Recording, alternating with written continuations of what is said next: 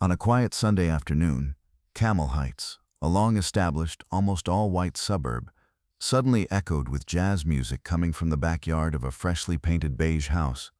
Laughter, laughter, the clinking of glasses and the gentle notes of a violin floated into the air, an unusual scene in a neighborhood known for its silence and conformity.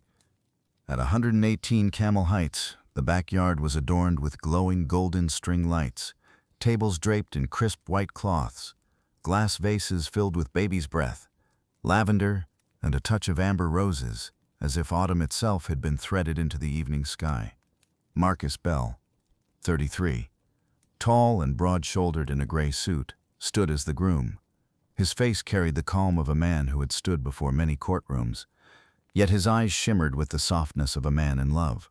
Marcus was a civil rights lawyer, once a boy from the South Side, who grew up hearing elders warn him, "That's the neighborhood where you don't let them see you after dark." Now, he was the owner of a home right in that very community. His bride, Amara Bell, 31, a school teacher with coiled hair pulled into a low bun, wore a simple ivory gown with lace sleeves and flat shoes.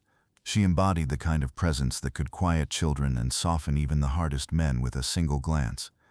The wedding was small, no more than 25 guests, mostly friends, colleagues, and family, nearly all black. They laughed under the great oak tree, shared cake, drank iced tea, and reminisced. To Marcus, this was more than a wedding. It was a statement. A black man could stand in the heart of a neighborhood that once rejected his very existence, not as a guest, but as the rightful owner of a home bearing his name. But peace shattered when the iron gates slammed open. Margaret Halverson, 50s, dressed in a white suit, stormed in. She was the infamous guardian of standards in Camel Heights, known for policing anything she deemed out of place. Her face flushed red with rage as she shouted, "I've called the police. They don't live here. This neighborhood isn't for noise or for this kind of crowd. Disorderly conduct." Children froze. Adults rose to their feet. Amara's face paled. Marcus simply pulled out his phone.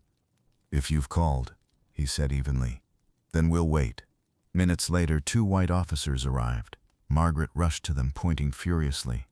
"Wait a second. If you like this video, please like, comment, and subscribe. It really helps us."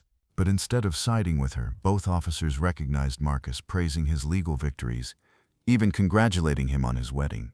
Margaret was left speechless, humiliated as the officers told her firmly, "Marcus is the rightful homeowner. There's no disturbance here." The guests applauded, but Marcus knew too well. This was only the beginning. When Marcus Bell was 12 years old, he learned that a single shade of skin could be enough to get someone handcuffed in the middle of the street, even if they had done nothing wrong. He hid behind a bush, his bare feet smeared with red dirt, as he watched his closest neighbor, Deshawn, forced face down against a patrol car by 3 police officers. No warrant, no questions. Just because he was black and standing on Camel Heights' streets at the wrong hour, a place that had never welcomed people like them. Young Marcus trembled, not just from fear, but from rage. That night, he asked his mother, "If you haven't done anything wrong, how do they still have the right to arrest you?" She only held him close, her voice low and heavy. "Because they don't believe people like us know the law. But son, if one day you know the law and know how to use it, then things will be different." From that moment, a seed was planted in the boy whose eyes often burned with fire and whose shirts were always damp with sweat after afternoons, selling bread by the roadside. Nearly 20 years later, on that same street, Marcus returned.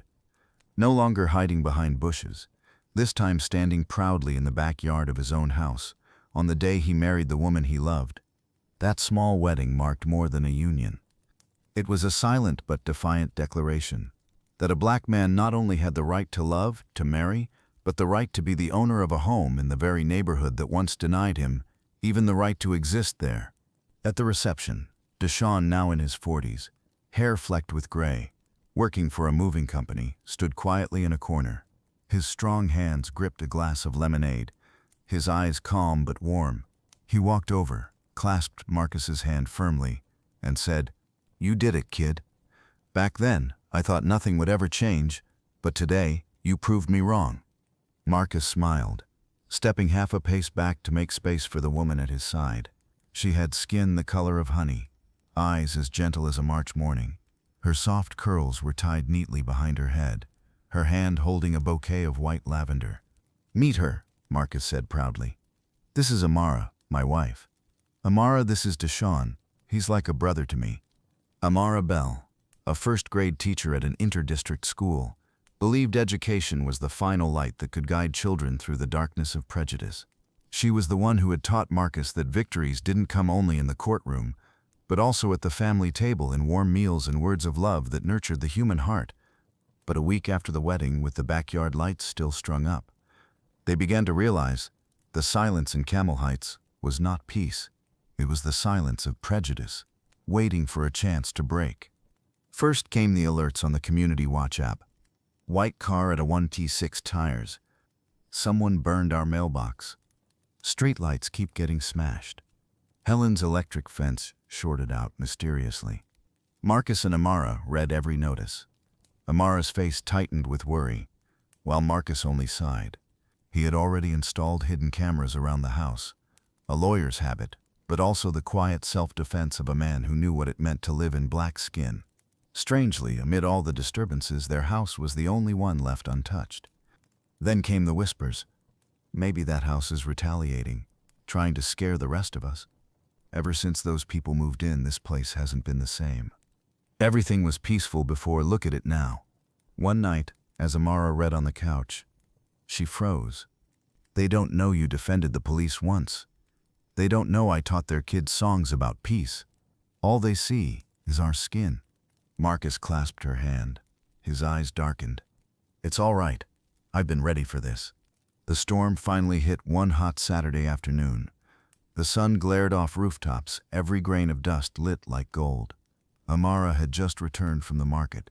Marcus was wiping down the car windows in the garage when a scream pierced the air from the gate. "Help! A child is hurt!" They ran out. A white boy, maybe 6 years old, lay motionless in their yard, his arm twisted unnaturally as though from a fall. Neighbors poured out like a swarm of hornets. And in the middle stood a familiar shadow, Margaret Halverson, their next-door neighbor, shouting like thunder. "I warned you. I told you not to let them in this neighborhood, and now look, hurting children already." Camera shutters clicked. Someone called a local news crew. Fingers pointed, whispers sharpened, the crowd closing in like claws. Amara clutched her chest, hiding behind her husband. Marcus said nothing. He bent down, checked the boy, then lifted him gently into his arms. He turned to Margaret and said evenly, "I'll take him to the nearest hospital. As for everything else, I'll speak later." Then he leaned toward his wife, whispering, "Go inside. Lock the doors. Don't let anyone in. Not even the police, unless I'm there." Amara nodded, eyes brimming. She knew, in that moment, her husband was doing the hardest thing of all, choosing restraint. Marcus started the car. No one dared stop him, but every gaze that followed burned into his back, the gaze of people already convinced they were staring at a criminal. That night, after the child was admitted to the ER, Marcus sat alone on the cold metal bench in the hospital hallway. He pulled out his phone and made a call. "Reggie, it's Marcus. I need you and an investigation team. It's time." He hung up. His eyes, deep as a dry well, no longer blinked, no longer hid. Marcus Bell was not a man who shouted in crowds, not a man who fought with noise. He was a lawyer, a husband, a black man living in a place that once pushed people like him out. And now he was done waiting. Marcus sat in silence on the cold metal bench, the flickering fluorescent light above him, hesitating between life and darkness. His phone rang. Amara's voice broke through. "Marcus, they're outside taking pictures of the house. I saw a reporter, and 3 strangers pointing, whispering, then leaving." He closed his eyes, not from exhaustion, but because this was all too familiar. For Marcus, silence was often louder than any defense, and this time he had no intention of defending. He hung up, rose to his feet, and walked to the nurse's desk. He needed to know how the boy was. He needed to know when he'd wake up. Meanwhile, in Camel Heights, the community buzzed like a broken hive. Social media lit up with fireworks of suspicion. Black lawyer, new homeowner, linked to child injury? Did we make a mistake letting them move in? This neighborhood used to be peaceful. Now it's ambulances, blood and chaos. At Marcus's home, a few neighbors gathered. They didn't knock. They lingered on the edge of the lawn, murmuring. Amara stood behind the curtain, eyes wet, her back straight as a pillar. Then, the doorbell rang. A tall, broad-shouldered man with brown skin stood outside. Plain clothes, but the badge clipped to his belt gleamed. Lieutenant Raymond Carter, head of the district's investigative unit and Marcus's old classmate from law school. He didn't knock twice. Amara opened the door. Seeing his face, she managed a small smile. "We knew you'd come." Raymond nodded.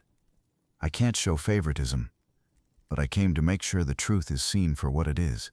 That afternoon, when Marcus returned, he found Raymond and a team of technicians reviewing the house's security system.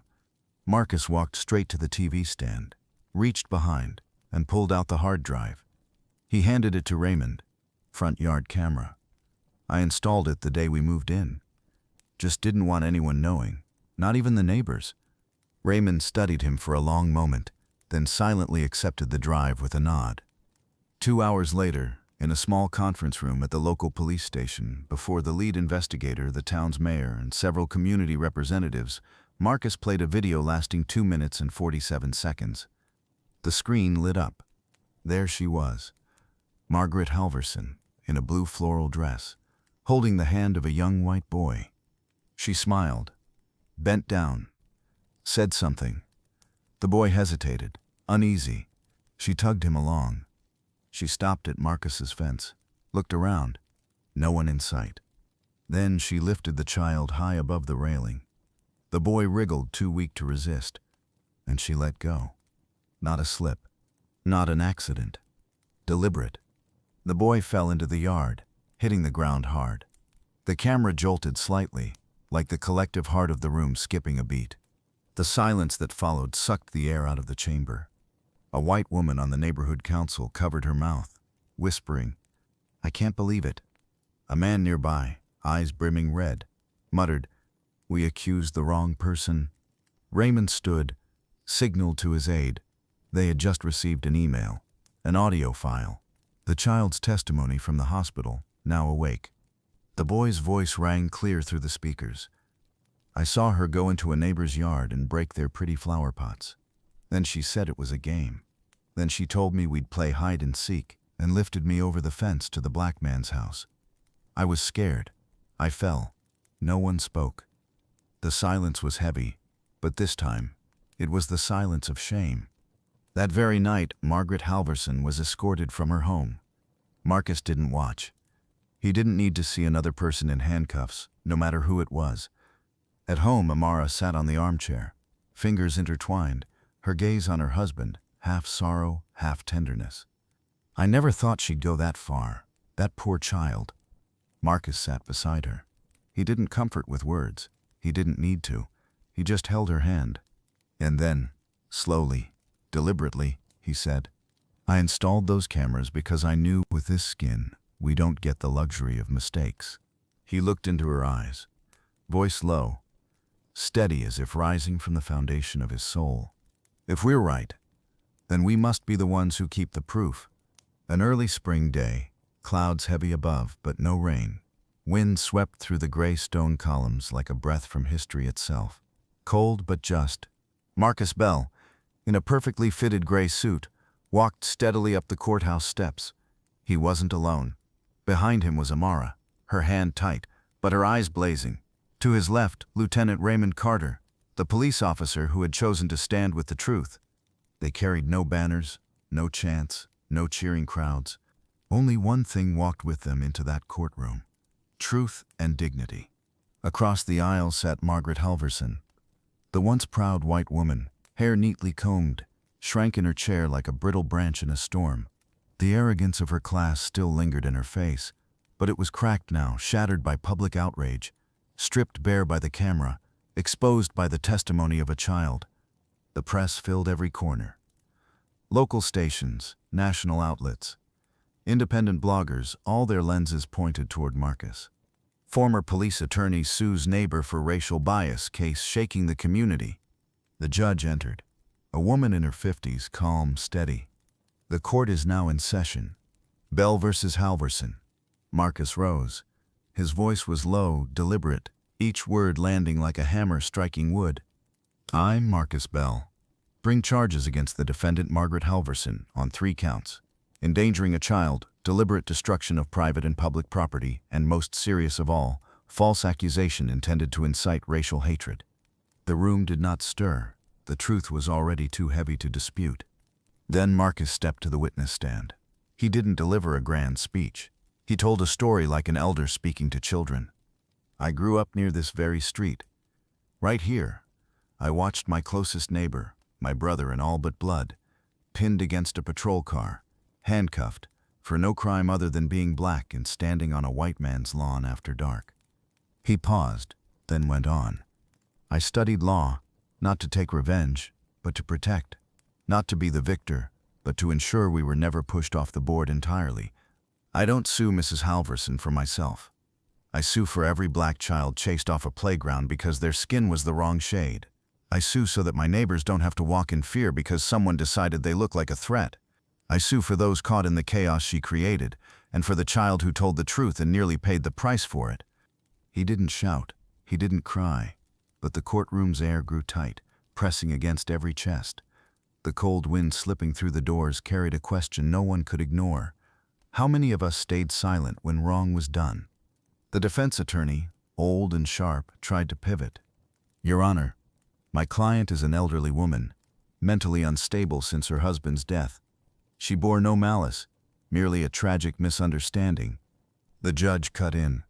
She lifted a child over a fence higher than her own shoulders and let go. This court does not try intentions. It tries actions and their consequences. Silence. The verdict came swift. Margaret Halverson, guilty. 18 months suspended sentence. A $50,000 fine paid to the community fund. Compensation to affected families. A mandatory public apology. A restraining order 500 meters from the Bell family forever. Light fell across Marcus's face. He didn't raise his chin in triumph. He only smiled faintly, like a craftsman who had tightened the final bolt on a bridge, steady enough to walk across. 3 months later, at the Camel Heights Community Hall, for the first time, the room was full. Black, white, brown, yellow, neighbors who had lived side by side but rarely spoken now gathered together. Marcus was elected community council representative with near unanimous votes. He made no promises. He simply stood at the microphone and said, I can't rewrite the past. I won't ask you to forget what you once believed. But from this day forward, when someone new steps into this neighborhood, the first question should be, what's your name? Not what color is your skin. A white man rose. Broad shoulders, tattooed arm. The look of someone who had once lived on the hard edge of old prejudice. I don't know if I can erase what I was taught since childhood, he said slowly. But I know this. I will listen. No applause followed. Only nods, heavy nods, weighted with decades of history, and for the first time, the possibility of rewriting it. Messenger. Justice doesn't always arrive with shouts and banners. Sometimes, it enters quietly, through the recording of a camera, the honest words of a child, or a black man who chooses to stand up not for revenge, but to set things right. This story isn't only about a racist neighbor.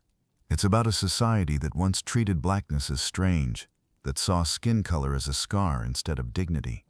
Marcus didn't win because he was clever. He won because he refused to waver, because he kept walking straight, even when the world bent sideways. And from that courtroom, a neighborhood began to change after decades. Because to erase hatred, you must begin with the truth. And to live together, you must begin with listening.